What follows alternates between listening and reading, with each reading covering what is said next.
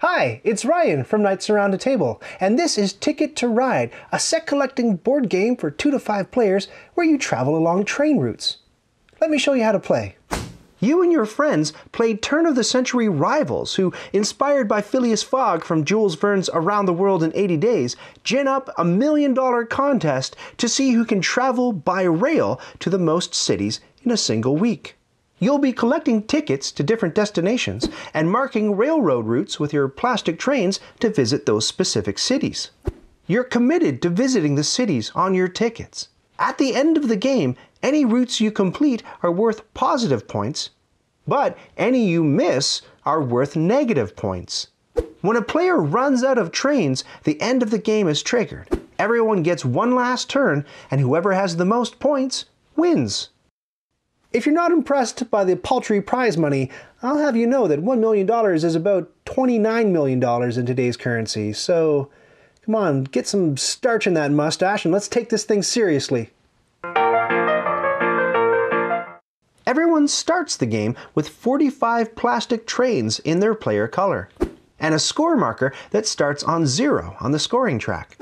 You also get a starting hand of 4 train car cards in a variety of colors: yellow, blue, orange, pink, red, green, black, and white. The deck also has these wild locomotive cards that we'll look at in a sec. The top 5 cards get dealt out near the board. These cards are like money. You'll cash them in to claim different tracks on the board, placing your train cards there to show that you've claimed a particular line. The rules gremlin wants to point out an important concept here. The colored train car cards relate to the colored routes on the map. Any player's trains, regardless of color, can be played on any track on the map. There's a separate deck of destination tickets, and every player starts with 3 of them. Each ticket depicts 2 cities on the map. If you manage to connect the 2 cities on your ticket with your trains, you get the points listed on the card.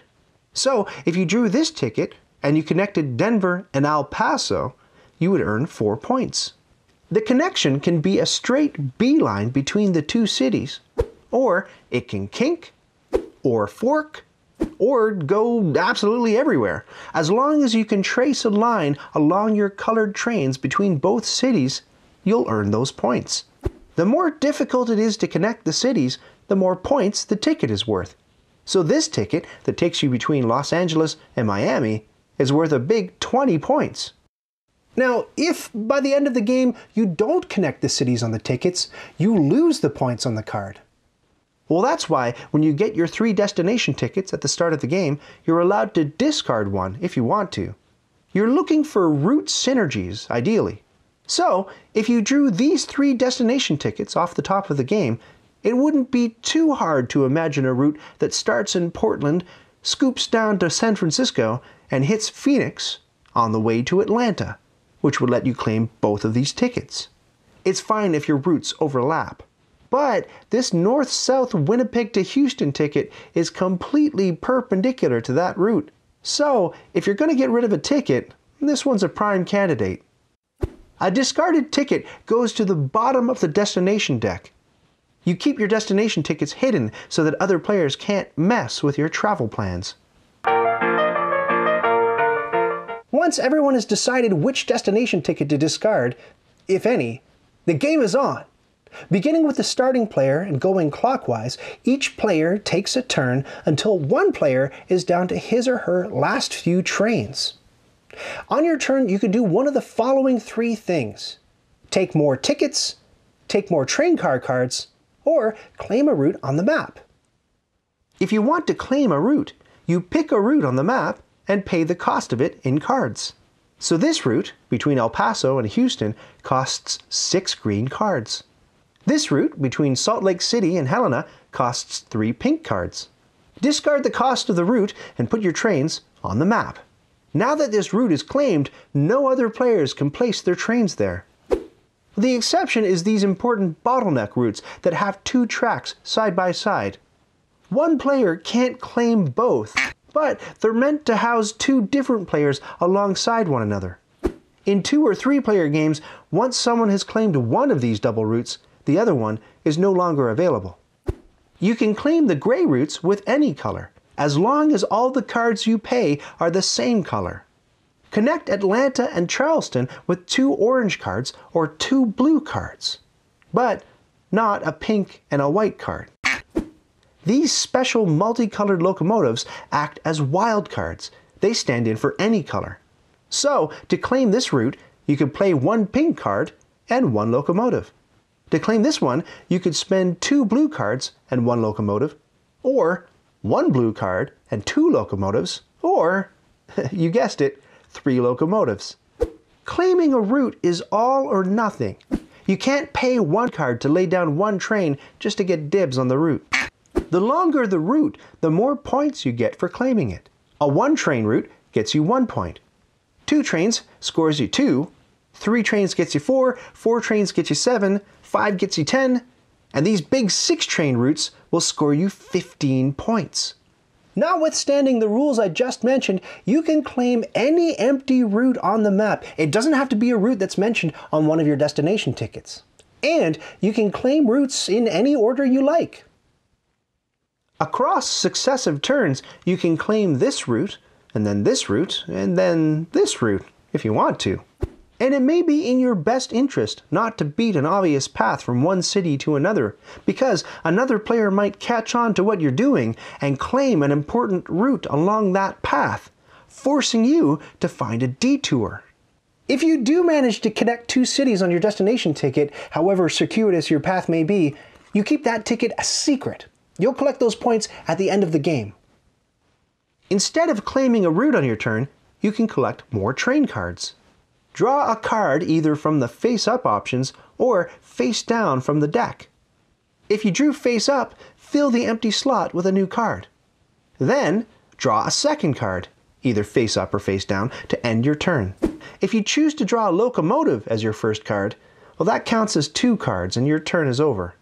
If you secretly draw a locomotive from the face-down deck, you still get to draw a second card since nobody knows about it. Shh! It's a secret! If a total of 3 locomotives wind up face-up, scrap the entire row and deal out 5 fresh cards. When you run out of cards, shuffle the discard pile and make a new deck. There's no hand limit, so it's possible, though unlikely, to really run out of cards. If that happens, you may not be able to draw up to 2 train cards on your turn. So, you can either claim a route or take train cards on your turn. Your third and final option is to take more destination tickets. Draw 3 cards from the destination deck. You have to keep at least 1 of these tickets, but you can keep 2, or all 3 of them if you like. Any returned cards get sunk to the bottom of the deck. If all the tickets are gone, you can't have any.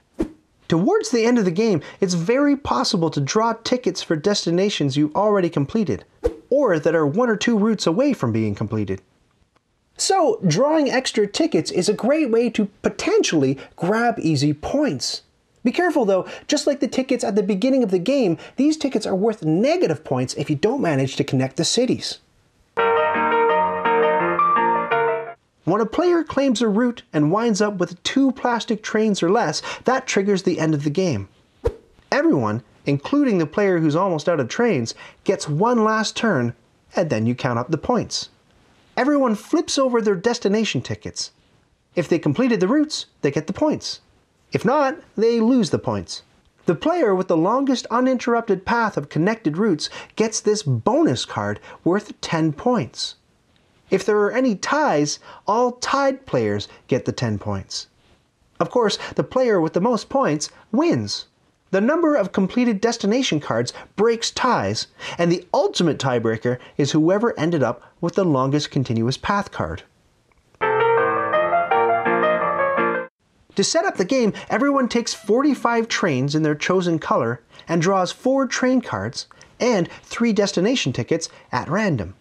Keep all of your tickets or throw 1 away at a maximum. Any destination tickets you get rid of go to the bottom of the deck near the side of the board. Put the train card deck nearby and flip over 5 cards. Put the longest path bonus card by the board to tantalize everyone. The most well-traveled player goes first, and play continues clockwise. And now you're ready to play Ticket to Ride.